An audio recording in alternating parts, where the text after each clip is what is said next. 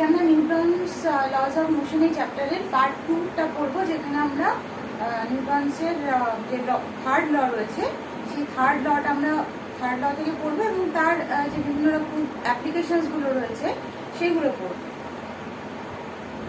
এখানে নিউটনের থার্ড লটা আগে আমরা জেনে নিই। থার্ড লটা আমরা সবাই জানি যে কোনো ক্রিয়ার সমান এবং বিপরীতমুখী প্রতিক্রিয়া আছে।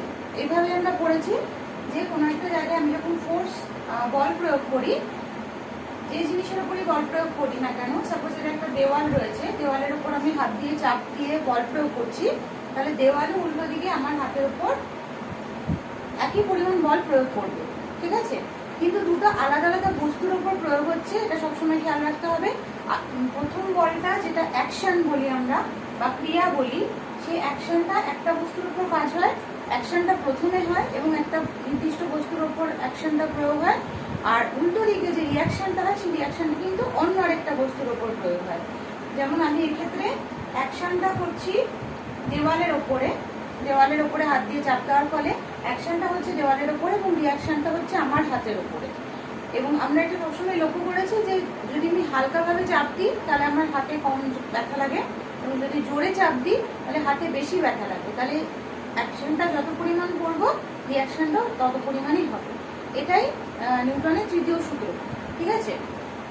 এই থার্ড লয়ের ওপর বেস করে অনেকগুলো তোমাদের প্রথমভাবে বলা হয়েছে যে থার্ড লয়ের ওপর বেস করে কি কি উদাহরণ আমরা আশেপাশে যারা দেখতে পাই সেগুলো সম্পর্কে বলা হয়েছে। যার মধ্যে কিছু আমাদের থাকে কন্ট্যাক্ট ফোর্স, ঠিক আছে? আর কিছু দরকার হয় না, কন্ট্যাক্টের দরকার হয় না, ফিল্ডটাই যথেষ্ট, ঠিক আছে? Field force. কন্ট্যাক্ট ফোর্স কোনটাকে বলা হয়? যখন আমাদের এই অ্যাকশনটা করার জন্য সত্যি সত্যি কন্ট্যাক্টে যেটা হচ্ছে বস্তুটা, যেমন এখানে আমি দেওয়ালটাকে টাচ করে দেওয়ালটার কন্ট্যাক্টে গিয়ে দেওয়ালটার উপরে অ্যাকশনটা করলাম, তারপরে দেওয়ালটা উল্টো রিয়াকশনটা করলো, ঠিক আছে? এরকম কন্ট্যাক্টে আর কি কি হতে পারে? আচ্ছা, প্রথম এর আগে বলে নিই যে যখন আমরা এই অ্যাকশন এবং রিয়াকশন টোটালটা প্রয়োগ করি তখন এই পেয়ার অফ ফোর্সেসকে, যেটা অ্যাকশন এবং রিয়াকশনের পেয়ার অফ ফোর্সেসকে আমরা বলি হচ্ছে থ্রাস্ট, ঠিক আছে? আচ্ছা, এবারে এরকম ভাবে আমরা কিসের উপর বল প্রয়োগ করতে পারি, যেটা আমরা আগে পড়েছি, টান বল। যেমন কোনো একটা কিছু রয়েছে, কোনো একটা দড়ি রয়েছে, সেই দড়িটাকে আমি বা এখানে কোনো একটা রিং রয়েছে, সেই রিংটাকে আমি নিচের দিকে টানছি।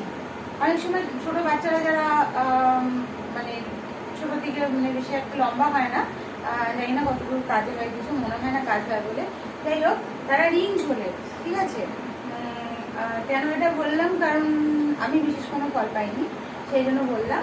যাই হোক, ছাদের থেকে রিং ঝোলানো হয় এবং রিং থেকে এই রিংটা ধরে বাচ্চারা ঝুলে থাকে এবং সেটা কন্টিনিউ করে, যে এক্সপেক্টেড থাকি যে রিং ঝুলতে ঝুলতে আলটিমেটলি সে লম্বা হয়ে যাবে। যাই হোক, তো সেই যে যখন প্রয়োগ করা হচ্ছে তখন টান বলটা কে প্রয়োগ করছে, অ্যাকশনটা কে করছে? এই বাচ্চাটা কার ওপরে? রিংয়ের ওপর সে অ্যাকশনটা করছে, কিন্তু অ্যাকশনটা কিন্তু এই দিকে হচ্ছে, কারণ সে তো নিচের দিকে বলটা প্রয়োগ করছে, তাহলে অ্যাকশনটা হচ্ছে নিচের দিকে, আর রিয়াকশনটা অটোমেটিক্যালি তার হাতের ওপরে হবে। তার জন্য রিংটা চলার সময় যে বাচ্চার যত বেশি ওয়েট তার হাতে তত বেশি ব্যথা লাগে, কারণ সেক্ষেত্রে তার সে যত বেশি তার ওয়েট সে তত বেশি টান প্রয়োগ করবে, অ্যাকশনটা তার ইকুইভ্যালেন্ট হবে। যত ওয়েট হবে অ্যাকশনটা তত বেশি হবে, অটোমেটিক্যালি রিয়াকশনটা তত বেশি হবে, তার হাতে তত বেশি ব্যথা লাগবে, ঠিক আছে? তো এটা হচ্ছে টান বল, এটা আমরা জানি। এছাড়া আমরা কি খেলা, পুশ, এই জাতীয় বল সম্পর্কে আমরা পড়েছি এর আগে। যেমন কোনো একটা বস্তু রয়েছে, কোনো একটা টেবিল রয়েছে বা কিছু রয়েছে, ওটাকে ঠেলে আমরা একটা জায়গা থেকে আরেকটা জায়গায় নিয়ে যাচ্ছি। খেলার সময় যদি হালকা হয় তাহলে আমরা অতটা ফিল করি না রিয়াকশনটা, যদি ভারী হয় তাহলে ওটাকে খেলার সময় আমাদের হাতে যথেষ্ট ব্যথা লাগে, ঠিক আছে? সেক্ষেত্রে কি হচ্ছে, অ্যাকশনটা কোনটার উপর হচ্ছে? অ্যাকশনটা হচ্ছে এই বস্তুর ওপরে অ্যাকশন হচ্ছে, এই টেবিলটার উপরে অ্যাকশন হচ্ছে। এবং হাতে কেন ব্যথা লাগছে? কারণ টেবিলটা ওই একই পরিমাণ রিয়াকশন ফোর্স তোমার হাতে প্রয়োগ করছে, যার ফলে হাতে ব্যথা লাগছে, ঠিক আছে? এরকম এগুলো হচ্ছে আমাদের কন্ট্যাক্ট ফোর্স, কারণ এগুলোকে আমরা সবসময় ডাইরেক্ট কন্ট্যাক্টে গিয়ে তবে আমাদের অ্যাকশনটা করতে হচ্ছে। এবার তাহলে ফিল্ড ফোর্স কোনগুলো? যেমন আমি একটা চুম্বক নিয়েছি আর চুম্বকের কাছে আমি একটা লোহার কোনো বল বা কিছুকে নিয়ে গেছি, তাহলে আমার কিন্তু কন্ট্যাক্ট করার প্রয়োজন নেই অ্যাকশনটা বোঝার জন্য। ঠিক আছে, যে মুহূর্তে আমি কাছাকাছি নিয়ে যাবো দুটোই দুটোকে আকর্ষণ করবে, এটাকে যত বলে আকর্ষণ করে এও সেটাকে তত বলেই আকর্ষণ করে। ঠিক আছে, করার ফলে কি হয়, তারা কানেক্ট হয়ে যায়। তাহলে এটা কিন্তু কানেক্ট করার প্রয়োজন পড়ছে না অ্যাকশনটা করার জন্য, দূর থেকেই একটা ফিল্ড তৈরি হচ্ছে, যেটা আমরা বলি চৌম্বক ক্ষেত্র। চুম্বকের ক্ষেত্রে সেই ফিল্ডের চুম্বক ক্ষেত্রটার মধ্যেই এই অ্যাকশন এবং রিয়াকশন দুটোই কাজ হয়ে যাচ্ছে। কে এখানে অবশ্য অবভিয়াসলি আমরা ইনিশিয়ালি বোঝার মানে সম্ভব নয় যে কে অ্যাকশনটা প্রয়োগ করছে, কে রিয়াকশনটা প্রয়োগ করছে, কিন্তু এটা ভুল বললাম, অ্যাকচুয়ালি বোঝা সম্ভব। তার কারণ হচ্ছে চুম্বকই প্রথম তার উপর অ্যাকশনটা প্রয়োগ করে এবং তারপরে হচ্ছে এর উপর রিয়াকশনটা প্রয়োগ করে। ঠিক আছে, কারণ চুম্বকটার ফলেই কি হয়, চুম্বকের প্রভাবে কি হয়, ওই যে লোহার যে বস্তুটা থাকে ওটার মধ্যে একটা চৌম্বকত্ব সৃষ্টি হয়, তারপরে কিন্তু ও ফোর্সটা প্রয়োগ করে, ইকুয়ালি রিয়াকশন একটা ফোর্স প্রয়োগ করে এবং দুটোকে অ্যাট্রাক্ট করে আটকে যায় একসাথে। ঠিক আছে, এই জন্য মনে করে দেখো যে আমরা যখন পড়েছিলাম যে এটা আমরা অবশ্য কুলম্বের সূত্রতে পড়েছিলাম যে যখন একটা পজিটিভ তড়িৎ আধান একটা নেগেটিভ আধান পরস্পরকে আকর্ষণ করে, তখন দুজনেই কিন্তু সেই একই পরিমাণ বল প্রয়োগ করবে, ডিপেন্ডিং অন যে তাদের চার্জের মান কত এবং তাদের মধ্যে দূরত্ব কত, তার উপর বেস করে কিন্তু দুজনেই ওই একই পরিমাণ বল কিন্তু প্রয়োগ করে।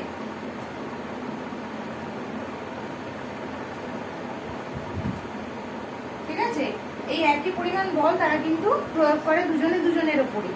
ঠিক আছে, এটা এমন নয় যে Q1 Q2 এর উপরে এটা Q1 Q2 হবে, দুটো আলাদা আলাদা চার্জ।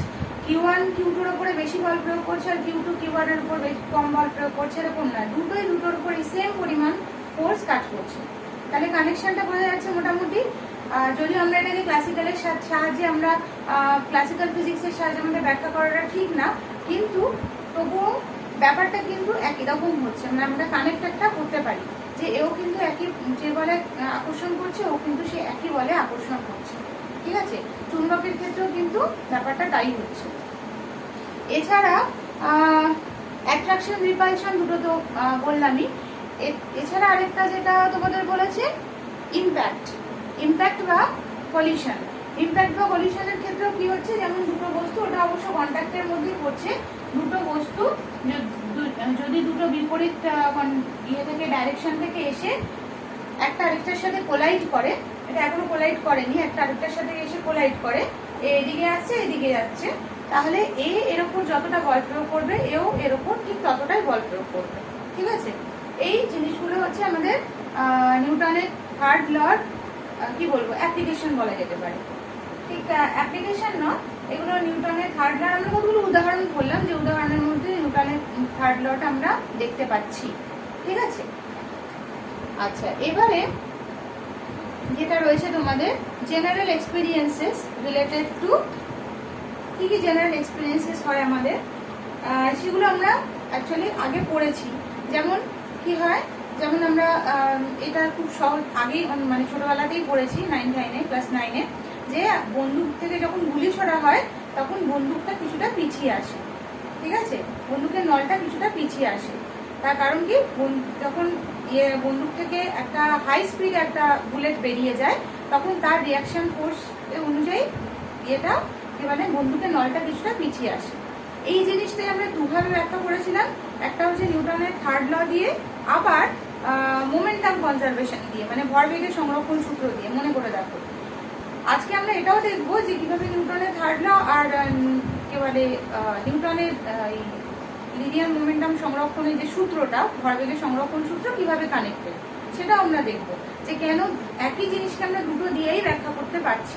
ঠিক আছে, আচ্ছা আরেকটা কি হয়, যেমন এটাও আমরা পড়েছি যে বোট থেকে যখন কেউ বা নৌকো থেকে কেউ যখন পাড়ে জাম্প করে তখন বোটটা কিছুটা পিছন দিকে সরে আসে। কেন? কারণ সে বোটের ওপর একটা বল প্রয়োগ করে ঠিক আছে, বল প্রয়োগ করে সে এগিয়ে যেতে চায় এবং বোটটাও তার উপর একটা রিয়াকশন ফোর্স প্রয়োগ করে, সে বোটের উপর প্যাঁচাভাবে পিছন দিকে একটা বল প্রয়োগ করে, আর বোট তার উপর একটা ইকুয়াল অ্যান্ড অপোজিট রিয়াকশন প্রয়োগ করে। রিয়াকশনের ফলে আমরা পাড়ে পৌঁছে যাই আর ওই আমি যে অ্যাকশনটা করেছিলাম তার উপরে বোটের উপর একটা পা দিয়ে একটা ধাক্কা দিয়েছিলাম একটা, সেই ধাক্কার ফলে কিন্তু নৌকোটা পিছনের দিকে পিছিয়ে আসে।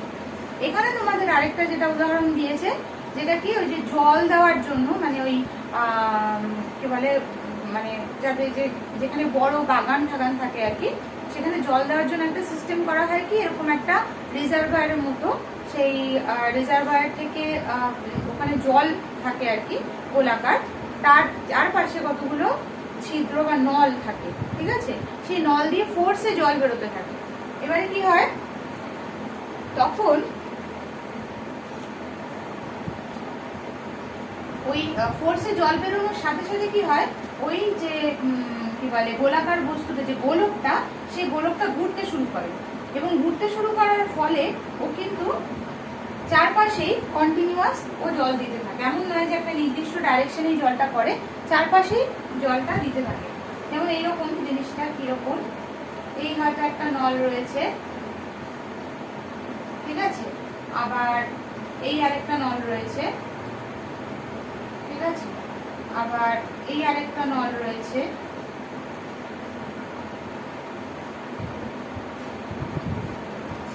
আচ্ছা এটা উল্টো দিকে হয়ে গেল, এটা এই দিকে হবে, এই একটা নল রয়েছে। সব নলের মুখগুলো একদিকেই হতে হবে, কারণটা একটু বাদেই বুঝতে পারবে কেন। এই আরেকটা নল রয়েছে। এবারে যে মুহূর্তে আমি এটাকে জল দিয়ে পুরো ভর্তি করে দেব, সব থেকে বেশি জলের চাপ থাকবে কোন জায়গাটায়, এই নলটার মধ্যে, তাই তো। এখান দিয়ে জল ফোর্সে বেরোতে শুরু করবে, যে মুহূর্তে ইয়েটাকে ওপেন করা হবে সঙ্গে সঙ্গে জল ফোর্সে বেরোতে শুরু করবে। যে মুহূর্তে ও ফোর্সে জলটাকে বার করতে শুরু করবে, সঙ্গে সঙ্গে উল্টো দিকে কিন্তু জলের একটা চাপ এর ওপরে এই দিকটায় ফিল করবে। সেটা কে ফিল করবে, এই নলটা ফিল করবে, আর অটোমেটিক্যালি নলের সাথে অ্যাটাচড যে গোলাকার যে রিজার্ভারটা সেটাও ফিল করবে, ঠিক আছে। এর সঙ্গে সঙ্গে এই চাপের ফলে ও উল্টো দিকে ঘুরতে শুরু করবে। এদিকে জলটা খুব ফোর্সে বেরোবে, কারণ এখানে জলের চাপটা অনেকটা বেশি, সেই এইচ ডিজি আর কি, বা এইচ রোজি অনুযায়ী জলের চাপটা খুব বেশি, তো এখানে সেই ফোর্সে জল বেরোতে শুরু করবে। উল্টো দিকে ওই জল এর ওপর একটা চাপ প্রয়োগ করবে, ঠিক আছে, এই নলের ওপর, এবং অটোমেটিক্যালি নলটা কি হবে, উল্টো দিকে ঘুরতে শুরু করবে। এই নলটা এদিকে ঘুরতে শুরু করা মানে এই নলটা এখানে চলে আসা, এই নলটা এখানে চলে আসার ফলে ওই নলটা থেকেও জলটা বেরোতে শুরু করবে, ঠিক আছে। তখন আবার সে এইখানে একটা চাপ প্রয়োগ করবে উল্টো দিকে এই নলের ওপরে, তখন এই নলটাও আবার ঘুরতে শুরু করবে। তাহলে যেই এখানে আসবে সেই এখানে প্রচুর পরিমাণে মানে ফোর্সে জল প্রয়োগ করবে, মানে জল বার করবে, এবং সঙ্গে সঙ্গে উল্টো দিকে চাপ সৃষ্টি হবে, এবং উল্টো দিকে এই ডাইরেকশনে সে ঘুরতে থাকবে, ঠিক আছে, এই ডাইরেকশনে ঘুরতে থাকবে। এটা হলো ক্লকওয়াইজ ডাইরেকশন। সবসময় মনে রাখতে হবে যে যে দিকে জল বেরোবে সেই দিকে তার উল্টো দিকে কিন্তু এটা ঘুরবে। আমি কিন্তু যদি একই ডাইরেকশনে জল ইয়ে করা শুরু করি তাহলে কিন্তু হবে না। এই কি বললাম, হ্যাঁ, তার উল্টো দিকে ঘুরবে। আমি যদি এক্সপেক্ট করি যে এইদিকে জল বেরোচ্ছে সুতরাং এই দিকে ঘুরবে, সেটা কিন্তু কখনোই হবে না, কারণ মানে রিয়াকশন ফোর্সটা প্রয়োগ হচ্ছে উল্টো দিকটা, সুতরাং এই দিকে ঘুরতে শুরু করবে। যদি নলটার মুখটা এই দিকে হতো, যেটা তোমাদের বইয়ে আছে ছবি দেখবে, নলটার মুখটা যদি এই দিকে হতো তাহলে জল এদিকে বেরোতো, চাপ ওই দিকে প্রয়োগ হতো, জিনিসটা এইভাবে ঘুরতো, অ্যান্টি ক্লকওয়াইজ ঘুরতো। তাহলে ডিপেন্ড করছে যে নলের মুখটা কোন দিকে রয়েছে। এবার শুরুতে আমি একটু ভুল করেছিলাম, দেখবে আমি যেটা কারেক্ট করে দিলাম, যে এই নলের মুখটা আমি এই দিকে দিয়েছিলাম, এই নলের মুখগুলো সব এই দিকে দেওয়া ছিল, মানে এই ডাইরেকশনে। এখন যেমন ঠিক আছে, শুরুর দিকে আমি এই নলের মুখটা এইখানে দিয়েছিলাম, তাতে কি অসুবিধা হতো, এ প্রথমে জল পার করে এ ঘুরতে শুরু করতো, তারপরে এ আসতো, এও এদিকে জল পার করে এদিকে ঘুরতে শুরু করতো, দুটোতেই প্রেসার একই ডাইরেকশনে কাজ করতো, এই ডাইরেকশনে ওরা ঘুরতে শুরু করতো। কিন্তু যে মুহূর্তে তারপরে এ উঠে যাওয়ার পরে এ আসতো, তখন কিন্তু নল কোন দিকে থাকতো, এই দিকে থাকতো, নলের মুখটা থাকতো এই দিকে। ভেবে দেখো, এটা যদি এভাবে আমি আঁকতাম, নলের মুখটা থাকতো এইদিকে, তখন জল এদিকে বেরোতো, চাপ প্রয়োগ হতো ওই দিকে, ঠিক আছে, তখন ও ওই দিকে ঘুরতে শুরু করতো, ঠিক আছে। এবার ও এইদিকে ঘুরতে শুরু করতো, কিন্তু পরের যে নলটা আসতো সেই পরের নলের মুখটা আবার এইদিকে হতো, ঠিক আছে। তখন সেই কিন্তু এরা এর জলে এর মধ্য দিয়ে যে জলটা সেটা কিন্তু আবার আগের ডাইরেকশনে বেরোতো, এই ডাইরেকশন।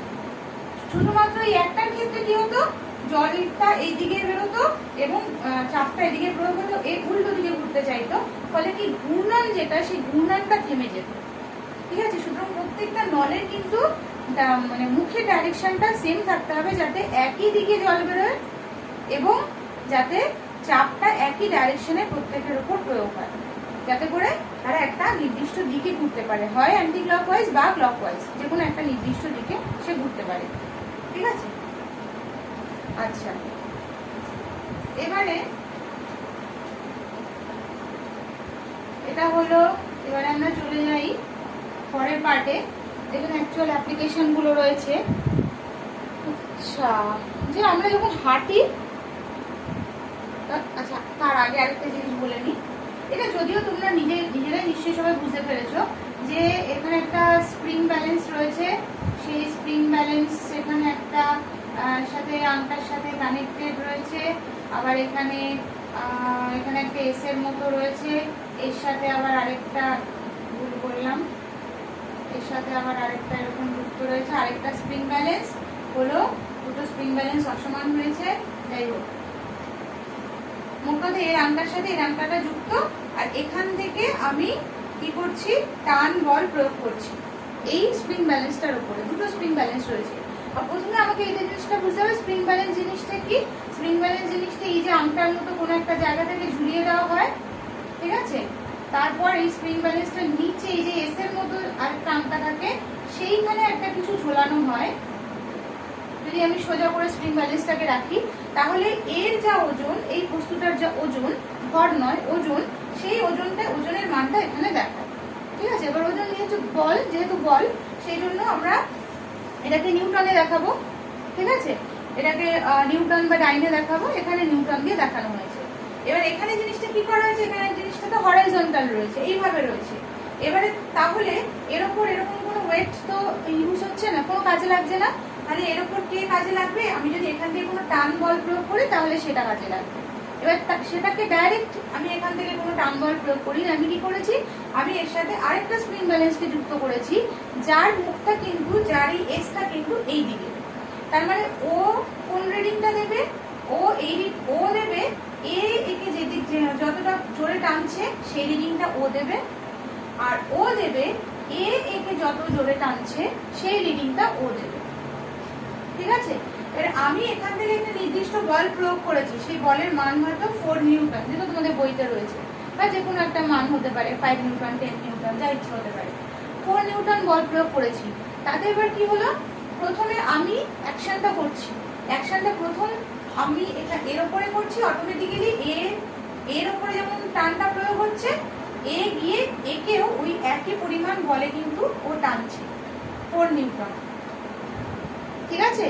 তাহলে এইখানে ওজনের জায়গায়, ওজনটা তো নিচের দিকে হতো, ওজনের জায়গায় এখানে টানটা কতটা ফিল করছে, 4 নিউটন টান ফিল করছে, সেই জন্য এখানেও 4 নিউটন দেখাচ্ছে। এবারে অদ্ভুত ভাবে কি, অদ্ভুত নয়, এটাই ফিজিক্যালি মানে নিউটনস ল সেটাই বলে যে তো একে টানছে, এবার দেখা যাচ্ছে এখানেও 4 নিউটন দেখাচ্ছে। তার কারণ কি, তার কারণ এই জন্যই হলো ব্যাপারটা যে আমি এখানে ক্রিয়া প্রয়োগ করলাম 4 নিউটন, এটা অ্যাকশন, তার ইকুয়াল এন্ড অপোজিট রিঅ্যাকশন আবার এর উপরে প্রয়োগ করছে, সেটাও 4 নিউটন, ঠিক আছে।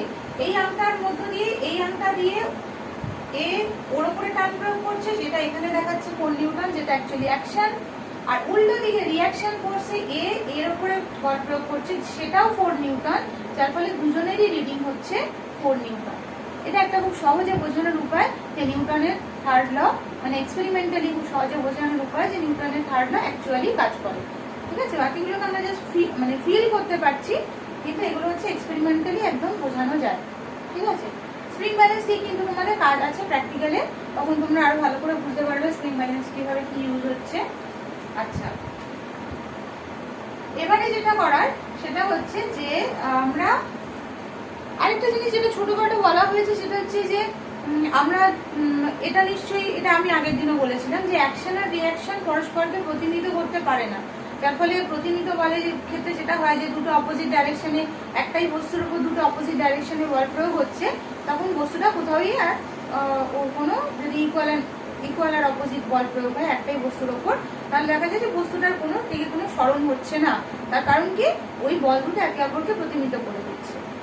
এখানে একটা ইম্পর্টেন্ট জিনিস কি, প্রতিনিধিত্ব বলের ক্ষেত্রে যে একটাই নির্দিষ্ট বস্তুর উপর দুটো অপোজিট ডাইরেকশনে বল প্রযুক্ত হতে হবে, কিন্তু ক্রিয়া প্রতিক্রিয়া কখনোই একে অপরকে প্রতিনিধিত্ব করতে পারে না। কেন? কারণ ক্রিয়া একটা আলাদা বস্তুর উপর কাজ হয়, প্রতিক্রিয়া একটা আলাদা বস্তুর উপর কাজ হয়। দুজনে ইকুয়াল আর অপোজিট হলেও যেহেতু দুটো আলাদা আলাদা বস্তুর উপর কাজ হচ্ছে, সুতরাং এরা একে অপরকে ক্যান্সেল আউট করতে পারে না। ঠিক আছে,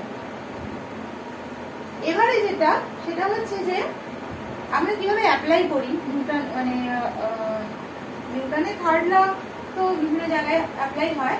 আমরা যখন হাঁটি তখন আমরা কি করে রিয়াকশন ফোর্সটাকে কাজ করে, রিয়াকশন ফোর্সটাকে মানে অ্যাপ্লাই করে আমরা কিভাবে হাঁটি। আমরা যে সাপোজ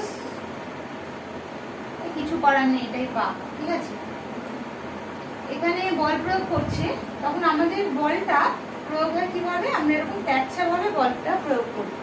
ঠিক আছে, মনে করে দেখো আমরা যখন পাটা ওঠাই, পাটা মানে একটা পাকে আমরা স্থির রেখে যখন আরেকটা পাকে ওঠাচ্ছি, তখন আমরা কি করি, প্রথমে পায়ের এই গোড়ালির দিকটা ওঠাই, তারপর সামনের যে পোর্শনটা, সামনের পোর্শনটা দিয়ে একটা বল প্রয়োগ করি।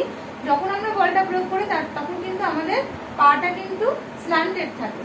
ঠিক আছে, স্ল্যান্টেড থাকে মানেই কিন্তু আমরা ওখানে একটা ট্যাকসা ভাবে বল প্রয়োগ করছি। ঠিক আছে, যদি আমরা স্ল্যান্টেড না, যদি আমাদের এরকম স্ল্যান্টেড মানে একটা নদীতে থাকে, একটা কোণে থাকা, এই হচ্ছে জমি আর এই আমাদের পাটা এরকম অবস্থায় থাকে, তখন কিন্তু আমরা কি করি, একটা কোণাকুণি ভাবে বল প্রয়োগ করি। এই যে কোণাকুণি ভাবে বলটা আমরা প্রয়োগ করলাম, এই কোণাকুণি ভাবে বলের একটা উল্টো দিকে force, equal and opposite reaction force কাজে আসে। এইটা আমাদের ফোর্স, এটা আমরা অ্যাকশন করছি, আর ইকুয়াল এন্ড অপোজিট রিয়াকশন ফোর্সকে আমি আর দিয়ে দেখিয়েছি। যত পরিমাণ বল প্রয়োগ করব তত পরিমাণ উপরের দিকে রিয়াকশন হবে। ঠিক আছে, এই রিয়াকশন ফোর্সকে আমি যদি সেই যে আমরা বলের বিভাজন করেছিলাম, সেই বলের বিভাজন অনুযায়ী আমরা যদি দুটো কম্পোনেন্টে ভেঙে দিই, তাহলে এটা একটা কম্পোনেন্ট আর এটা একটা কম্পোনেন্ট। ঠিক আছে, এই দুটো কম্পোনেন্টকে আমি এটাকে কিভাবে যেন হয়, এটা থিটা হলে পরে এটা আর cos থিটা, এটা আর sin থিটা। তো এটা কত কোণ আমি যদি না জানি, আমি এটা ধরে নিলাম এটা হচ্ছে, এখানে হচ্ছে এ বল প্রয়োগ হচ্ছে, এখানে হচ্ছে বি বল প্রয়োগ হচ্ছে, বি পরিমাণ বল প্রয়োগ হচ্ছে। এই বি পরিমাণ যে বলটা, সেই বলটা কি হয়, এই আমাদের যে ওজন যেটা নিচের দিকে কাজ করে তার সাথে ক্যান্সেল আউট হয়ে যায়। ঠিক আছে, ক্যান্সেল আউট হয়ে গেলে তারপর আমরা কোন বলটার জন্য তাহলে এগিয়ে যাই, এই যে সামনের দিকে এ জাতীয় যে বলটা রয়েছে, এই বলের দিকে আমরা এগিয়ে যাই। তা না হলে কি হতো, যদি এরকম বলের বিভাজনটা এক্ষেত্রে না ঘটতো, মানে আমরা তাহলে আমাদের কি হওয়া উচিত, শুধু যদি রিয়াকশন ফোর্সটা এরকম ট্যাকসা ভাবে কাজ করতে, আমাদের পাটা এরকম ভাবে উঠে, মানে আমরা ওপরে দিয়ে ট্যাকসা ভাবে উঠে যাওয়ার কথা, সেটা তো হচ্ছে না। কি হচ্ছে, আমরা সামনের দিকে এগিয়ে যাচ্ছি, বলটা প্রয়োগ করছি আমরা ট্যাকসা ভাবে একটা অ্যাঙ্গেলে, কিন্তু আমরা সামনের দিকে এগিয়ে যাচ্ছি। তার কারণ কি, তার কারণ একটা কম্পোনেন্ট, ওই বলের একটা কম্পোনেন্ট এই এমজির সাথে ব্যালেন্স হয়ে যাচ্ছে। আমাদের যে ওজন, সে ওজনের ডাইরেকশনটা নিচে আর ওটা উপরের দিকে, এইটা হয়ে যাচ্ছে প্রতিনিধিত্ব বল। বি আর এমজি এরা দুজন একে অপরকে প্রতিনিধিত্ব করে দিচ্ছে, কারণ এরা একটাই বস্তুর উপর কাজ করছে, সেটা হচ্ছে আমার পা নিচের দিকে কাজ করছে, বা আমি ওভারঅল আমার উপরে এমজি বলটা নিচের দিকে কাজ করছে আর বি পরিমাণ বলটা উপরের দিকে কাজ করছে, প্রতিনিধিত্ব হয়ে যাচ্ছে। এদের দুজনের আর কোনো এফেক্ট আমার উপর থাকছে না, একটাই কম্পোনেন্টের এফেক্ট থাকছে, সেটা এ, সেটা আমাকে সামনের দিকে এগিয়ে নিয়ে যাচ্ছে। ঠিক আছে, আরেকটা যেটা আমরা পড়েছি, এখানে আমাদের ছবি দিয়ে ভালো করে বলা আছে, যেটা আমরা যে পাখি আকাশে কিভাবে ওড়ে, সেটার একটা ব্যাখ্যা ছিল যে পাখি হচ্ছে বলের লব্ধি বলের প্রভাবে ওড়ে। ঠিক আছে, লব্ধি বলের প্রভাবে ওড়ার সময় কি করে, পাখি যেদিকে, পাখিও কিন্তু ট্যাকসা ভাবেই দুটো বল প্রয়োগ করে বাতাসের ওপর। প্রথম কথা, বাকি তো বাতাস না যদি থাকে তাহলে উঠতে পারবে না, তাই তো, কারণ বাতাসের ওপর যে রিয়াকশন ফোর্সটা প্রয়োগ করে তার ফলে কিন্তু ওপরে ওঠে। মানে উঠতে পারে। তাহলে ও কিন্তু এদিকে সাপোজ এ আর বি ডাইরেকশনে বল প্রয়োগ করছে পাখি, ঠিক আছে। এবারে এর একটা এই একটা মানে একটা ডানা দিয়ে এদিকে মানে এই এ বলটা প্রয়োগ করছে, আর একটা ডানা দিয়ে বি বল প্রয়োগ করছে। তার ফলে এইদিকে ডানাটার উপর একটা উল্টো দিকে রিয়াকশন ফোর্স কাজ করছে এইভাবে। সেটা কে দিচ্ছে? সেটা দিচ্ছে বাতাস পাখির ডানার উপরে।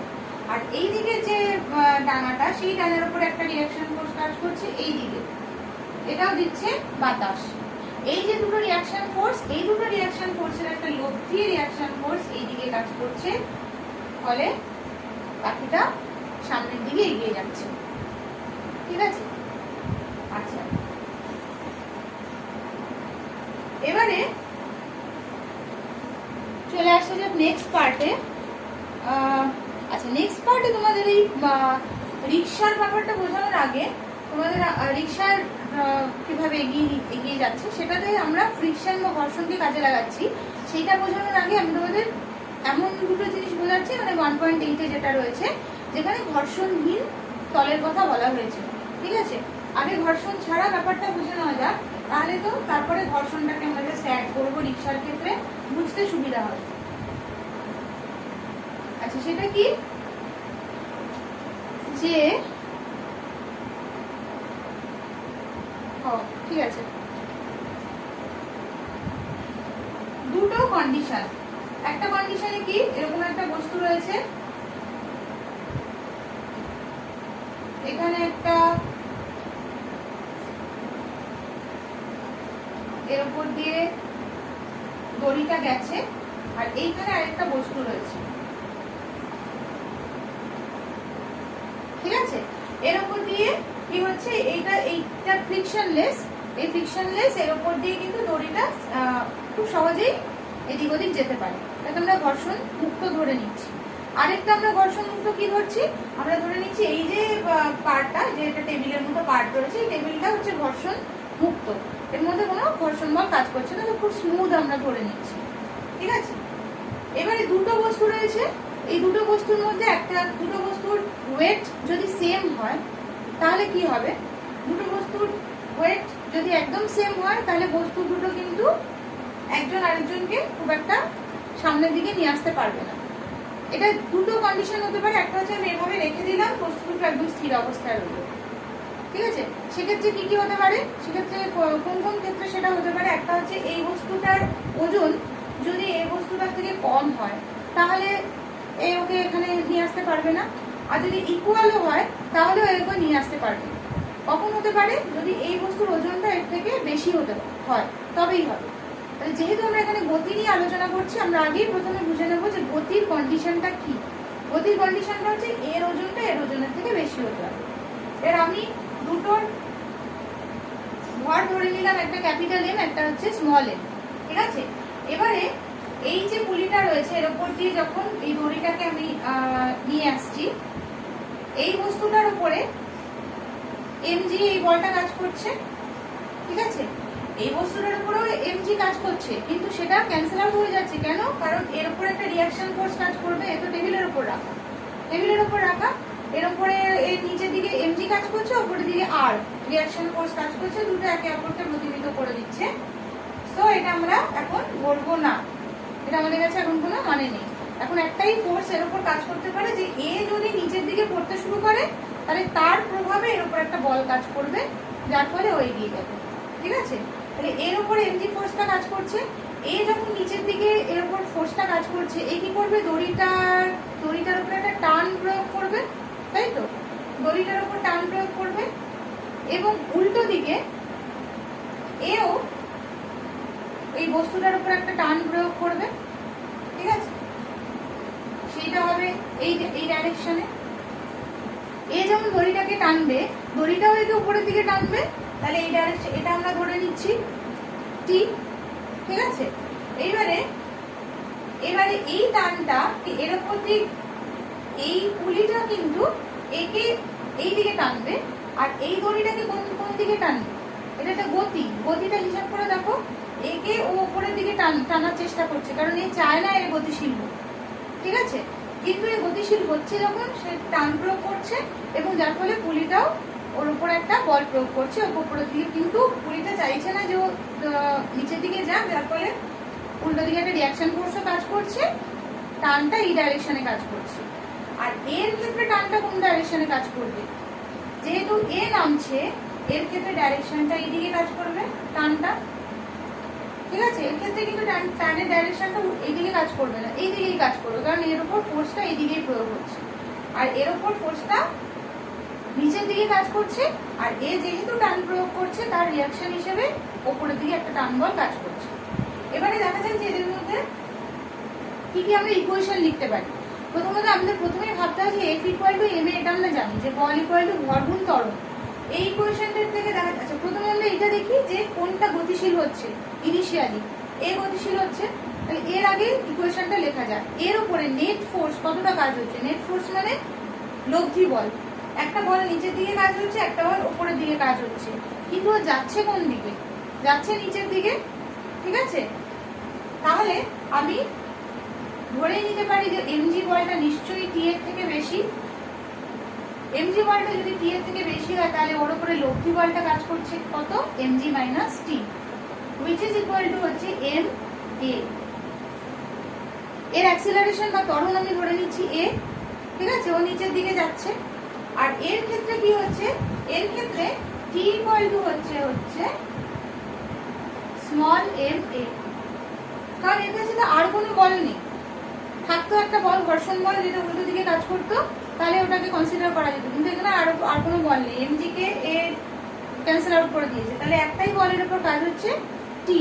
টি ইকুয়াল টু তাহলে কি হবে? M A. এবার এখান থেকে আমি কি করতে পারি? আমি এইখান থেকে টি এর মানটা এখানে লিখতে পারি, MG minus M A equal to capital M A, ঠিক আছে? তাহলে এখান থেকে আমি অ্যাক্সিলারেশন বা ত্বরণের মানটা বার করতে চাইছি। তাহলে ত্বরণের মানটা কি হবে? Capital M plus small M equal to হচ্ছে এমজি, তাহলে এ ইকুয়াল টু হবে M by capital M plus small M into G, ঠিক আছে?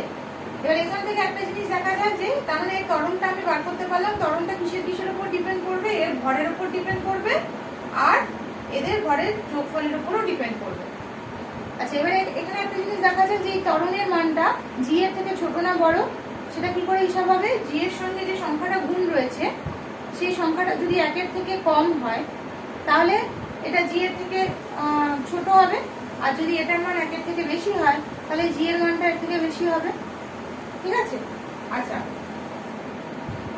এইবারে আমরা এই মানটা আমরা বসিয়ে দিই হচ্ছে যে কোনো একটা অ্যাক্সিলারেশনের মানটা আমি এখানে বসিয়ে দিই। আমাদের আরেকটা জিনিস বার করার উদ্দেশ্য থাকে, একটা হচ্ছে যে কত ত্বরণে পড়ছে, আর একটা হচ্ছে কত টান ওর উপর প্রয়োগ হচ্ছে। টি ইকুয়াল টু এই যে ইকুয়েশনটা, এখানে আমি M into capital M by capital M plus small M into G বসিয়ে দিলাম অ্যাক্সিলারেশনের মান, ঠিক আছে? তাহলে টি ইকুয়াল টু হলো small M capital M by capital M plus, ঠিক আছে?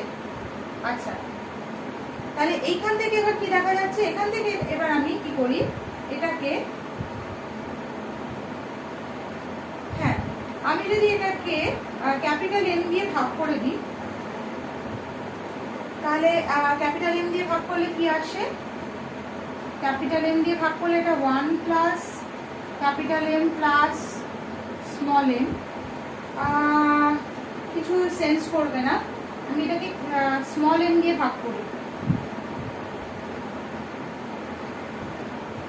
স্মল এম দিয়ে যদি ভাগ করি তাহলে capital M by M plus 1 by G, ঠিক আছে? সরি, ইন্টু জি, জিটা আমি এখানে লিখলাম এমজি বাই এটা, ঠিক আছে? এবার এখানে একটা জিনিস কি দেখা গেল, এটা হচ্ছে 1 প্লাস এর মানটাও কিন্তু বেশি, একের বেশি, ঠিক আছে? তাহলে এটাকে আমরা কি বলতে পারি যে এটার মান, সাপোজ এটার মান নিশ্চয়ই এমজি এর থেকে ছোট। এমজি কে আমি কিন্তু একটা সংখ্যা দিয়ে ভাগ করছি এবং সেটা নট ইকুয়াল টু 1, সেটা 1 এর থেকে বেশি। 1 এর থেকে বেশি কি করে? কারণ ক্যাপিটাল এম কে ক্যাপিটাল এম স্মল এম এর থেকে বেশি প্রথমেই বলেছিলাম, তা নাহলে গতিটাই শুরু হতো না। তাহলে ক্যাপিটাল এম স্মল এম এর থেকে বেশি, 2 গুণ হতে পারে, 3 গুণ হতে পারে, যা ইচ্ছা হতে পারে, কিন্তু যাই হোক না কেন যদি 2 গুণ শূন্য হয় তাহলে নিচে হবে 3, 2 + 1 = 3, তার মানে টি হবে mg/3, তার মানে টি এর মান সবসময় mg থেকে কম হবে। ঠিক আছে, তো যেটা আমরা ইনিশিয়ালি ধরে নিয়েছিলাম যে টি এর মান mg থেকে কম, তা না হলে ও নিচের দিকে পড়বে না, ধরেই তো আমি ইকুয়েশনটা লিখেছিলাম, সেইটাই আবার আমরা দেখালাম যে সত্যি সত্যি টানের মানটা mg এর থেকে ক্যাপিটাল mg এর থেকে কম। আর এখানে আমরা কি দেখালাম, এখানে আমরা দেখালাম যে এটা ক্যাপিটাল এম, নিচে হচ্ছে capital M plus small M. Capital M small M এর মান যতই ছোট হোক, এই যোগফলের মানটা ক্যাপিটাল এম এর থেকে নিশ্চয়ই বড় হবে, তাই তো? তাহলে এইটার মানটা নিশ্চয়ই একের থেকে কম, সুতরাং এ এর মানও জি এর থেকে কম, যেটা হওয়ার কথা। কারণ আমরা জানি যে ফ্রি ফলে যখন একটা বস্তুকে যদি আমরা শূন্য মাধ্যমে ছেড়ে দিই, ঠিক আছে, ফ্রিলি ছেড়ে দিই, তাহলে ওর ত্বরণের মানটা সর্বাধিক হয়। এমনিতে আমরা যে কোনো জায়গায় কোনো ত্বরণ আমরা যদি দেখি ক্লাসিক্যালি, তাহলে তার মানটা সবসময় জি এর থেকে কম হওয়াটাই স্বাভাবিক। তাহলে এখানে দেখা যাচ্ছে যে জি এর থেকে কম হচ্ছে, ঠিক আছে। তাহলে এটা গেল একটা কন্ডিশন। আরেকটা কন্ডিশন কি, এরকমই পুলি মানে এই পুলি ইউজ করে আমরা আরেকটা ঘর্ষণলেস পুলি ব্যবহার করব, করে দেখা যাক যে আরেকটা কি কন্ডিশন হতে পারে। এইটা দিয়ে তোমাদের এই জাতীয় প্রথমত হচ্ছে এটা ডিরাইভেশন আসতে পারে, আরেকটা হচ্ছে এটার অঙ্ক আসতে পারে, ঠিক আছে। অনেক সময় একটু এদিক ওদিক করে অঙ্ক দিয়ে দেয়, কিন্তু বেসিক জায়গাটা বোঝা থাকলে তখন অঙ্ক যাই হোক না কেন অসুবিধা হয় না। সবসময় মনে রাখতে হবে যে আগে আমাকে বুঝতে হবে যে কোন একটা গতি আমাকে ধরে নিতে হবে, গতি যখনই ধরবো ওটা একটা কন্ডিশন ধরতে হবে। যেমন এটা এম, এটা ক্যাপিটাল এম ধরলাম, ঠিক আছে। তাহলে এখানে টান প্রয়োগ হচ্ছে, এখানেও টান প্রয়োগ হচ্ছে। যেদিকে পুলিটাই তো টানছে, মানে এই সুতোর এ তো একে নিচের দিকে টানছে, এও একে নিচের দিকে টানছে, তাই তো? কারণ এর নিচের দিকে এমজি বল প্রয়োগ হচ্ছে। আগেরটাতে যেরকম হয়েছিল নিচে রিয়াকশন ফোর্স আর এমজি ক্যান্সেল করে দিয়েছিল, এখানে কিন্তু সেটা হবে না, কারণ এটা কোনো বস্তুর উপর রাখা নেই। তাহলে আর এদিকে হচ্ছে ক্যাপিটাল এমজি কাজ করছে। এখানেও আমরা ওরকম অ্যাক্সিলারেশনের মানটা, ত্বরণের মানটা বার করতে চাইছি। তাহলে প্রথমে আমরা ইকুয়েশনটা লিখি। এর ইকুয়েশনটা কি হবে? এর ইকুয়েশনটা হবে, প্রথমে আগে দেখি যে ক্যাপিটাল এম কে আমি স্মল এম এর থেকে বেশি ধরে নিচ্ছি। আমি ধরে নিচ্ছি যে এই এরই মানটা বেশি, এদিকে তার গতিটা হচ্ছে এই ডাইরেকশনে, তাহলে এর গতি হবে এই ডাইরেকশনে, সেটা এ অ্যাক্সিলারেশন নিয়ে, আর এর গতি কিন্তু উল্টো ডাইরেকশনে হবে এই দিকে। তাহলে এটাকে আমি যদি প্লাস এ ধরি, প্লাস এর ডাইরেকশন ধরি, তাহলে এটাকে আমাকে কিন্তু মাইনাস এর ডাইরেকশন ধরতে হবে, ঠিক আছে। ডাইরেকশন গুলো সবসময় খেয়াল রাখতে হবে, তাহলে ইকুয়েশন গুলো হয়ে গেলেই মুশকিল। আচ্ছা, এটার ক্ষেত্রে এ যখন নিচে পড়ছে যেহেতু, তার মানে নিশ্চয়ই এমজি এর মানটা টি এর থেকে বেশি, তাহলে আমি কি ধরবো, MG minus T equal to capital M A, ঠিক আছে। আর এটা কি হচ্ছে, এ ওপরের দিকে উঠছে, তার মানে নিশ্চয়ই টানের মানটা বেশি এমজি এর থেকে, তা নাহলে তো উপরে তুলতে পারতো না। তাই এটার ইকুয়েশনটা হবে T minus MG equal to minus M, কারণ উপরের দিকে উঠছে, ঠিক আছে। অ্যাক্সিলারেশন ডাইরেকশনটা এটা যদি মাইনাস প্লাস ধরি, তাহলে এটা হবে মাইনাস। আচ্ছা, তাহলে এবার এখান থেকে আমি যদি দুটোকে প্লাস করি, 1 নম্বর আর 2 নম্বর ইকুয়েশন দিয়ে, ঠিক আছে, 1 + 2 করলে কি পাওয়া যাচ্ছে, এই টি ডিটা তো ক্যান্সেল হয়ে যাচ্ছে, তাহলে কি পড়ে থাকছে, এমজি বাদিকে পড়ে থাকছে small MG plus capital MG, ডান দিকে পড়ে থাকছে capital M A minus small M A. এখান থেকে এ এর মানটা বোঝাই যাচ্ছে, এর মানটা কি হবে,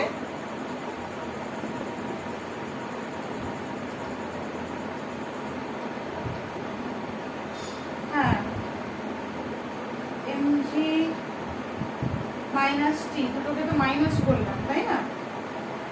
তাহলে এটা তো capital M minus small M into G আসছে কেন,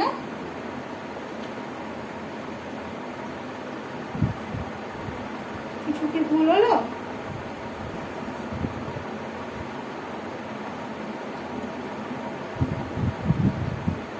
আচ্ছা, ও আচ্ছা আচ্ছা, না এখানে কি হলো, আমি এদিকে ডাইরেকশনটা অ্যাক্সেলারেশনটা উপরের ডাইরেকশনে করেছিলাম। এবার অ্যাক্সেলারেশনটা উপরের ডাইরেকশনে করার ফলে আমি এটাকে মাইনাস ধরেছি, কিন্তু আমি যদি এটাকে মাইনাস ধরি, আমি যখন একবারে অ্যাক্সেলারেশনের ডাইরেকশনটা ধরেই নিয়েছি, তখন আর আমার ফোর্সের ডাইরেকশনটা ভাবার দরকার নেই। যে কোনো দুটোর মধ্যে একটা মানে ধরবো, মানে কি বলবো, যেমন যদি আমি টি মাইনাস এমজি লিখি, তাহলে আমি ধরেই নিচ্ছি যে সে ওপরের দিকে যাচ্ছে, তখন আমি এখানে প্লাস এম এই লিখি।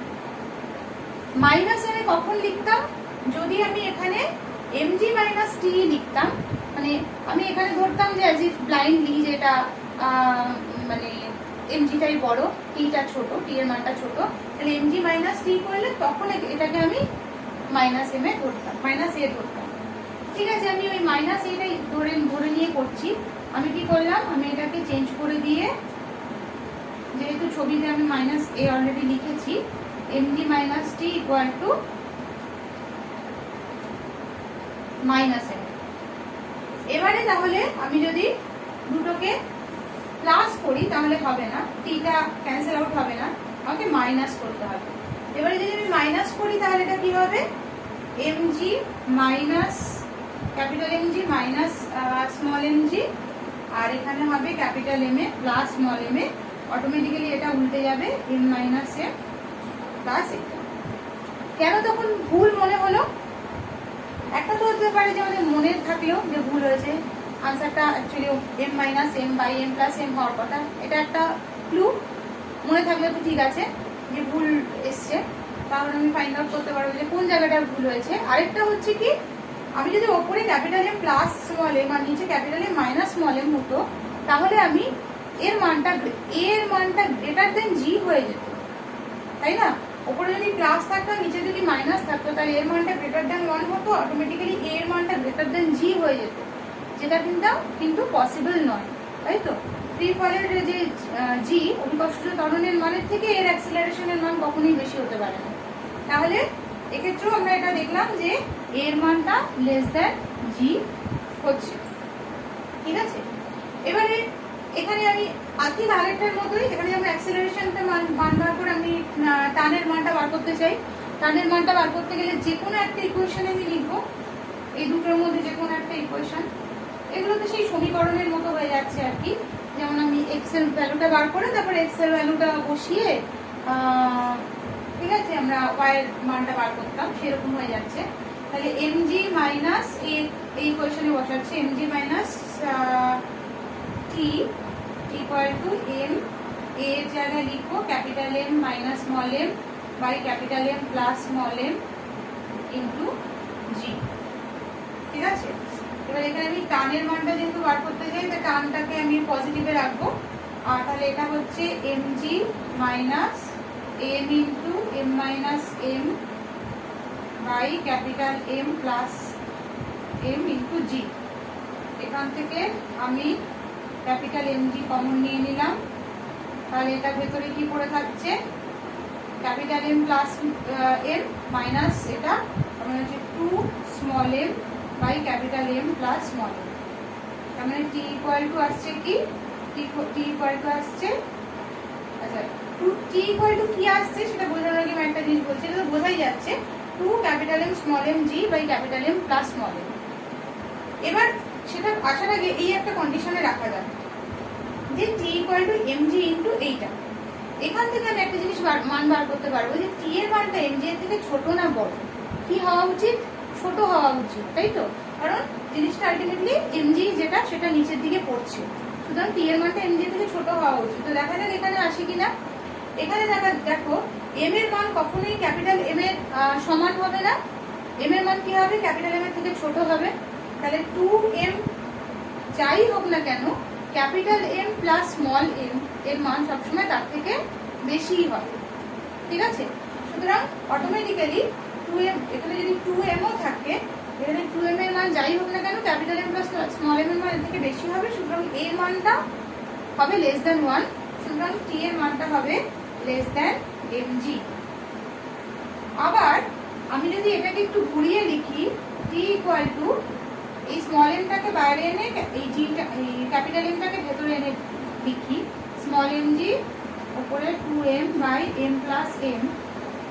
তাহলে দেখো জিনিসটা কি দাঁড়াচ্ছে, যেহেতু ক্যাপিটাল M স্মল m এর থেকে বড়, সুতরাং capital M plus small m এর মান যাই হোক না কেন 2m এর মান সবসময় তার থেকে বেশি হবে, কারণ m এর মান কখনোই স্মল m এর মান কখনোই ক্যাপিটাল M এর সমান বা তার থেকে বেশি হতে পারবে না। সুতরাং capital M plus small m এর মান সবসময় 2m এর থেকে 2 ইন্টু ক্যাপিটাল M এর থেকে ছোট হবে। সুতরাং এটা কিন্তু সবসময় গ্রেটার দ্যান 1, তার মানে t এর মান সবসময় গ্রেটার দ্যান mg হবে। তার মানে এইটা হচ্ছে আমাদের শর্ত, যে এই গতিটা হওয়ার শর্ত। ঠিক আছে, ওখানে যেমন আমরা একটা শর্ত বার করেছিলাম, এখানেও তেমনি একটা শর্ত বার করছি, যে এক্ষেত্রে কি টি এর মানটা mg এর থেকে বড় হতে হবে এবং ক্যাপিটাল mg এর থেকে ছোট হতে হবে। ঠিক আছে, মানে যেদিকে গতিটা হবে সেই দিকে টেনশনের মানটা কম হতে হবে ওজনের থেকে, আর যেদিকে যে ব্লকটা উপরের দিকে উঠবে তার ক্ষেত্রে টানের মানটা বেশি হতে হবে ওজনের থেকে, ব্লকের ওজনের থেকে, তবেই গতিটা পসিবল হবে। ঠিক আছে, এই পুরো ফ্রিকশনলেস করার পরে এবার আমরা চলে যাব হচ্ছে যে যখন কোনো রিক্সা চালক রিক্সা চালায় তখন সে কিভাবে রিক্সাটা চালায়, এই পার্টটাতে।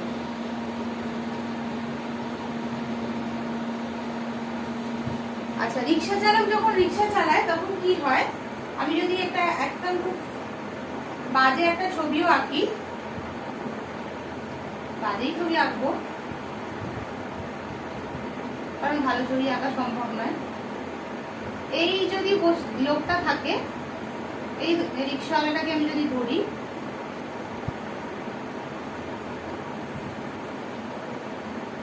ঠিক আছে, যাই হোক, তো এই যদি সামনের দিকে এগিয়ে যায় তাহলে এখানে আমাকে কি কি লক্ষ্য রাখতে হবে। একটা হচ্ছে যে প্রথম রিক্সাটাকে, ওই যে প্রথম বলেছি গতিটাকে স্টার্ট করছে রিক্সাওয়ালা গতি স্টার্ট করছে। এবার আমাকে দেখতে হবে যে রিক্সাওয়ালা কোন কোন বল প্রয়োগ করছে এবং রিক্সাওয়ালার ওপর কি কি বল প্রযুক্ত হচ্ছে। ঠিক আছে, রিক্সাওয়ালা ঠিক মানুষ যখন চলা শুরু করে সেখানে যেরকম একটা ভাবে বল প্রয়োগ করে এবং তার উল্টো দিকে একটা রিয়াকশন ফোর্স রিক্সাওয়ালার উপর কাজ করে, যে রিয়াকশন ফোর্সের মধ্যে একটা ফোর্স ওজনের সাথে ক্যান্সেল হয়ে যায়, এই ফোর্সটা ওজনের সাথে ক্যান্সেল হয়ে যায়, আর ফাইনালি একটা ফোর্স তার উপর কাজ করে, আমি এটা Fr দিলাম রিক্সাওয়ালার উপর ক্রিয়াশীল বল হিসেবে আর কি। এটা হচ্ছে সে এই পরিমাণ ফোর্স কাজ করছিল, এটা হচ্ছে রিয়াকশন ফোর্স, আর এটা হচ্ছে Fr যেটা ওর উপরে কাজ করছে, যেটা ওকে এগিয়ে নিয়ে যেতে সাহায্য করছে। এটা হচ্ছে রিক্সাওয়ালার উপর ক্রিয়াশীল বল। ঠিক আছে, আরেকটা কি বল কাজ করছে উল্টো দিকে, রিক্সাওয়ালা এই যখন রিক্সাটাকে টেনে নিয়ে যাচ্ছে তখন সেক্ষেত্রে হাতের রিক্সার কথা বলা হয়েছে। হাতে টানা রিক্সার ক্ষেত্রে ওই হাতে টানা রিক্সার যে হ্যান্ডেলের উপর একটা বল প্রয়োগ করছে। ঠিক আছে, এবং মানে রিক্সাটাকে টেনে নিয়ে যায় তখন আমি এটা ধরে নিচ্ছি যে টান বল প্রয়োগ করছে এদিকে, এবং উল্টো দিকে ততটাই একটা ফোর্স ফিল করবে উল্টো দিকে। ঠিক আছে, তারপরেও কিন্তু রিক্সাওয়ালা এগিয়ে যাবে। ঠিক আছে, তাহলে এক্ষেত্রে কি হচ্ছে, এক্ষেত্রে আমি ধরে নিচ্ছি যে এই Fr বলটা, তার মানে এর উপরে যে টান বলটা কাজ করছে, যে ও যে ফোর্সে রিক্সাটাকে টেনে নিয়ে যাচ্ছে সেই একই ফোর্সে রিক্সা আবার তার উপর উল্টো দিকে বল প্রয়োগ করছে, সেটাকে আমি টি ধরে নিচ্ছি, এই অ্যাকশনটাকেও টি রিয়াকশনটাকেও টি ধরে নিচ্ছি। তাহলে রিক্সাওয়ালার উপর কোন বল ফাইনালি প্রয়োগ হচ্ছে, Fr মাইনাস টি, কারণ ও তো ফাইনালি এগিয়ে যখন যাচ্ছে তখন আমি নিশ্চয়ই ধরে নিতে পারি যে Fr এর মানটা বেশি, সেই জন্যই এগোতে পারছে না, এগোতে পারতো না। তাহলে এই Fr মাইনাস টি হচ্ছে রিক্সাওয়ালার উপর প্রযুক্ত বল, যেটা ইকুয়াল টু হবে m ইন্টু a। ঠিক আছে, রিক্সাওয়ালার ভর ধরে নিয়েছি আমি m, আর এর ভর ধরে নিয়েছি ক্যাপিটাল M। এবারে এই বস্তুটার কথা ভাবা যাক, এই বস্তুটাকে ও সামনের দিকে টেনে নিয়ে যাচ্ছে, এর উপরে টি বলটা কিন্তু সামনের দিকে প্রযুক্ত হচ্ছে। আর কি বল প্রয়োগ হচ্ছে, উল্টো দিকে ঘর্ষণ বল প্রয়োগ হচ্ছে, যেটাকে আমি F ড্যাশ বলছি, ঘর্ষণ বল। ঠিক আছে, এর উপরে দুটোই বল প্রয়োগ হচ্ছে, একটা হচ্ছে রিক্সাওয়ালা টেনে নিয়ে যাচ্ছে সেই টান বল, আর একটা হচ্ছে ঘর্ষণ বল। ঘর্ষণ বলটা এর উল্টো দিকে কাজ হচ্ছে। তাহলে এক্ষেত্রে কি হবে, ও তো এই ঘর্ষণ বলকে অতিক্রম করে এগিয়ে যাচ্ছে, গতিশীল হচ্ছে, সুতরাং নিশ্চয়ই টান বলটা বেশি। তাহলে টি মাইনাস F1 ইকুয়াল টু হবে ক্যাপিটাল M A। ঠিক আছে, এবার এখান থেকে আমি অ্যাক্সিলারেশনের মানটা বার করতে পারবো। অ্যাক্সিলারেশনের মান বার করতে গেলে আমাকে জাস্ট এই দুটোকে যোগ করতে হবে। যোগ করলে কি পাবো আমি, FR minus F dash equal to small m plus capital M into A। তার মানে A ইকুয়াল টু হচ্ছে FR minus F dash by capital M plus small m, capital M plus small m। ঠিক আছে, এখানে যে একটা জিনিস লক্ষ্য করার বিষয়, যে কিসের উপর, যে FR মাইনাস F ড্যাশ এই জিনিসের উপর কিন্তু এই কতটা এদের মধ্যে ডিফারেন্স তার উপর কিন্তু ডিপেন্ড করবে যে ওর অ্যাক্সিলারেশনটা কতটা হবে। তার মানে কি, যতটা জোরে ও পায়ে চাপ দেবে তত FR এর মান বেশি হবে। ঠিক আছে, এবং তত কিন্তু ও সামনের দিকে এগিয়ে নিয়ে যাবে। তার মানে পায়েও কতটা চাপ দিচ্ছে সেটা খুব ডিপেন্ড করবে। যদি একটা নির্দিষ্ট রাস্তা দিয়ে চলে এবং রাস্তার ঘর্ষণ বল কত সেটা যদি আমি নির্দিষ্ট করে নিই, তাহলে যত জোরে ও চাপ দেবে তত FR এর মান বেশি হবে, FR মাইনাস F ড্যাশ এর মান বেশি হবে এবং সামনের দিকে এগিয়ে যাবে। আরেকটা কিসের উপর ডিপেন্ড করছে, কারো সিঙ্গেল ভরের উপর ডিপেন্ড করছে না, ওভারঅল টোটাল ভরের উপর ডিপেন্ড করছে অ্যাক্সিলারেশনের মান কত বেশি হবে বা কত কম হবে। তার মানে কি, রিক্সাটাকে যদি খালি নিয়ে যায় তাহলে নিশ্চয়ই এর মানটা ক্যাপিটাল M এর থেকে ক্যাপিটাল M হলো। যদি রিক্সার মধ্যে দুজন বসে থাকে বা একজন বসে থাকে বা দুজন বসে থাকে, তাহলে এই M এর মানটা বেড়ে যাবে। M এর মান বেড়ে যাওয়ার সাথে সাথে কি হবে, অ্যাক্সিলারেশনের মানও কমে যাবে। মানে তখন তাকে ওই সেম অ্যাক্সিলারেশন বা সেম ত্বরণ নিয়ে, খালি রিক্সাকে যেরকম ত্বরণ নিয়ে এগিয়ে নিয়ে যাচ্ছিল পায়ে যতটা চাপ দিয়ে, সেই একই পরিমাণ ত্বরণ নিয়ে এগিয়ে নিয়ে যেতে গেলে ওকে কিন্তু FR আরো বেশি প্রয়োগ করতে হবে, আরো অনেক বেশি চাপ ওকে প্রয়োগ করতে হবে। ঠিক আছে, তাহলে এই জাতীয় মানে এগুলোতে সবসময় আমরা খেয়াল করবো কি, এই ব্যাপারটা যে গতিটা কে করছে সবার আগে খেয়াল করতে হবে, কোন দিকে গতিটা হচ্ছে। তারপরে যার গতি হচ্ছে, যে গতিটা সৃষ্টি করছে তার ইকুয়েশনটা সবার আগে লিখতে হবে এবং খেয়াল রাখতে হবে কি গতিটা কোন ডাইরেকশনে হচ্ছে। মানে আমি এখানে FR মাইনাস T লিখবো না T মাইনাস FR লিখবো সেটা লক্ষ্য রাখতে হবে। কোনটা বেশি আমি তো এখান থেকে দেখে বোঝার কোনো উপায় নেই, আমাকে গতিটা দেখে বুঝতে হবে। যে না, গতিটা আমি ধরে নিয়েছি যে গতিও সামনের দিকে এগিয়ে যাচ্ছে, গতিশীল রিক্সায় ধরছি, তাহলে সেক্ষেত্রে নিশ্চয়ই FR এর মানটা D এর থেকে বেশি হবে। আবার এও সামনের দিকে এগিয়ে যাচ্ছে, তার মানে নিশ্চয়ই এর উপরে প্রযুক্ত টান বলটা এর থেকে বেশি হতে হবে, এর থেকে বেশি হচ্ছে তবেই ও এগিয়ে যাচ্ছে, তা নাহলে এগোতে পারতো না। ঠিক আছে, তাহলে এই হলো রিক্সার যে মোশনটা। আচ্ছা, আরেকটা জিনিস যেটা, সেটা হচ্ছে যে আমরা যখন এটা তো লব্ধি বল করার সময় আমরা অলরেডি করেছি, যে কোনো একটা বস্তুর উপর যখন বল প্রয়োগ হয় তখন তার ভেক্টর সামটা আমাদের নিতে হয়, তাই তো। যে কোনো একটা বস্তুর উপর হয়তো অনেকগুলো বল প্রয়োগ হচ্ছে বিভিন্ন ডাইরেকশনে, তখন তার ভেক্টর সামটা আমাদের নিতে হয়। ঠিক আছে, ভেক্টর সামটা নিতে হয় এবং এই ফোর্সটা যতটা প্রয়োগ হচ্ছে তার উপর ডিপেন্ড করে আমরা তাদের কি লিখি, আমরা তাদের ভেলোসিটি বার করতে পারি। সেই ভেলোসিটি ইকুয়াল টু এটা হবে। আবার যদি আমরা ডিস্টেন্স কতটা যাচ্ছে সেইটা বার করতে চাই, তাহলে আমরা এখানে d2r dt2 বা d2s dt2 করে সরণটা বার করতে পারি।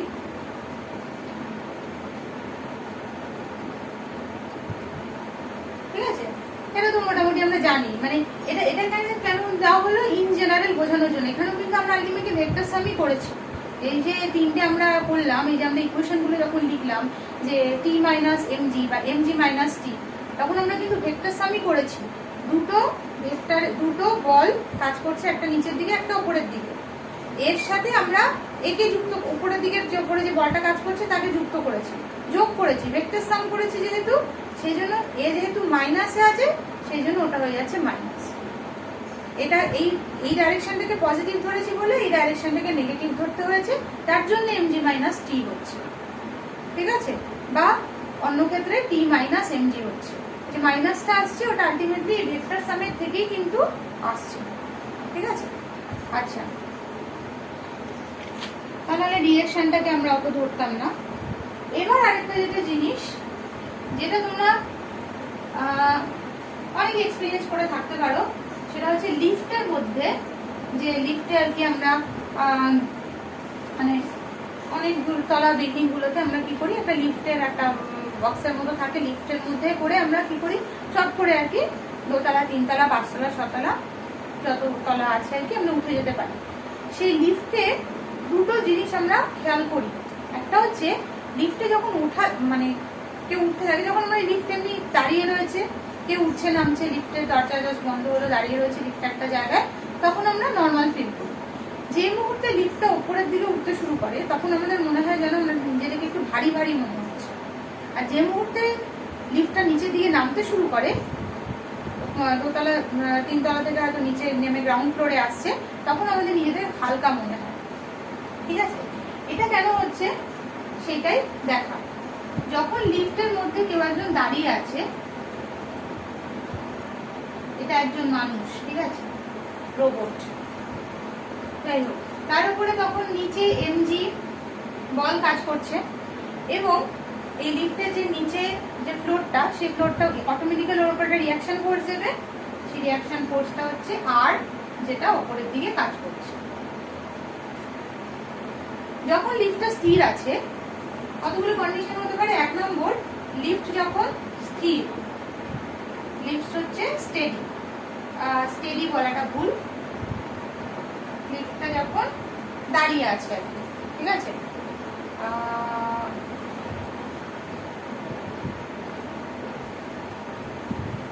ঠিক আছে, স্টিল লিফটটা যখন একটা জায়গায় দাঁড়িয়ে আছে, তখন কি হচ্ছে, তখন actually R equal to MG হচ্ছে, আর ইকুয়াল টু এমজি হচ্ছে, যার ফলে আমরা নিজেদের কিছু আলাদা করে ফিল করছি না।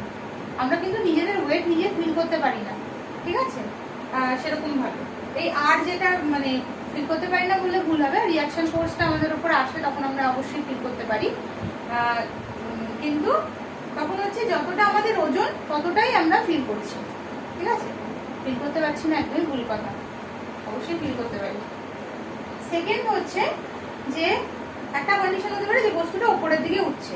এবার বস্তুটা যখন উপরের দিকে উঠছে, তখন সাপোজ এ অ্যাক্সিলারেশন নিয়ে উঠছে, যখন এ অ্যাক্সিলারেশন নিয়ে উঠছে তখন আমি কি বলতে পারি, যে নিশ্চয়ই রিয়াকশন ফোর্সটা এমজি এর থেকে বেশি, তবেই উপরের দিকে উঠছে, তাই তো। একটু আগে আমরা দেখলাম ওই বক্সটা যে ব্লকটা উপরের দিকে উঠছিল, টান বলটা এর থেকে বেশি, তার জন্য উপরের দিকে উঠছিল। তাহলে উপরের দিকে যে অ্যাক্টিং যে ফোর্সটা, সেটা নিচের দিকে অ্যাক্টিং ফোর্সের থেকে বেশি হলে তবেই তো সে উপরের দিকে উঠবে, ঠিক আছে। তাহলে এটা হচ্ছে আর মাইনাস এমজি ইকুয়াল টু হচ্ছে এম এ, ঠিক আছে। যেহেতু আমরা উপরের দিকে যাচ্ছি, তাহলে আর ইকুয়াল টু কত হচ্ছে, এম ইন্টু জি প্লাস এ, ঠিক আছে। তাহলে একটু আগে আমরা রিয়াকশন ফোর্স যখন চুপচাপ দাঁড়িয়েছিল, আমরা নিজেদের ওয়েটটা ফিল করছিলাম কত, এমজি, যেটা আমাদের অ্যাকচুয়াল ওয়েট।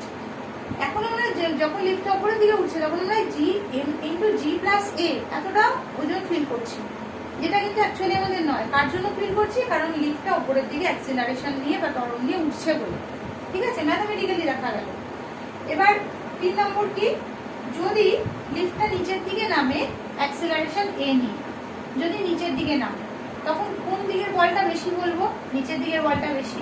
তাহলে MG minus R equal to হচ্ছে এম এ,